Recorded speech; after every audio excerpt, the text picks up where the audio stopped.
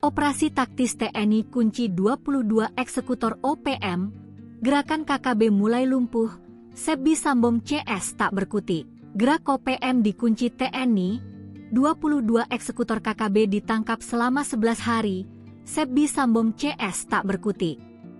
Gerak kelompok kriminal bersenjata, KKB, Organisasi Papua Merdeka, OPM, mulai terbatas. Sebanyak 22 orang diduga eksekutor OPM ditangkapi oleh aparat TNI dan Polri yang tergabung dalam Satgas Operasi Damai Kartens.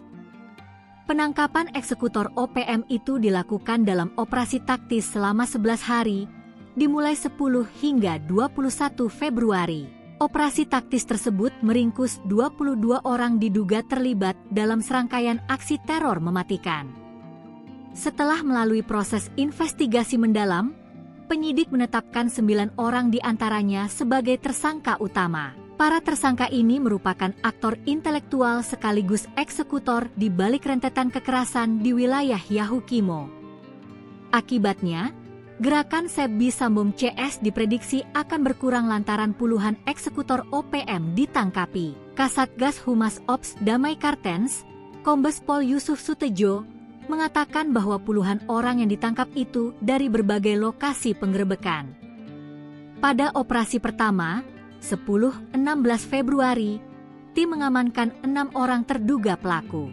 Puncak operasi terjadi pada 20 Februari dengan penangkapan 11 orang, disusul penyisiran terakhir pada 21 Februari pukul 7 WIB yang mengamankan 11 orang tambahan. Berdasarkan data kepolisian, 9 tersangka itu terlibat dalam rekam jejak kriminalitas yang panjang sejak tahun 2022. Dalam penggeledahan di 6 lokasi berbeda, aparat menyita sejumlah barang bukti seperti senjata tajam berupa parang, tombak, dan panah. Lalu atribut organisasi terlarang berupa bendera bintang kejora.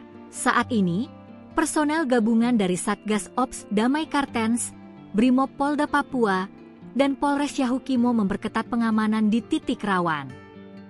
Penebalan pasukan bertujuan untuk menjamin rasa aman masyarakat dari ancaman gangguan kelompok bersenjata.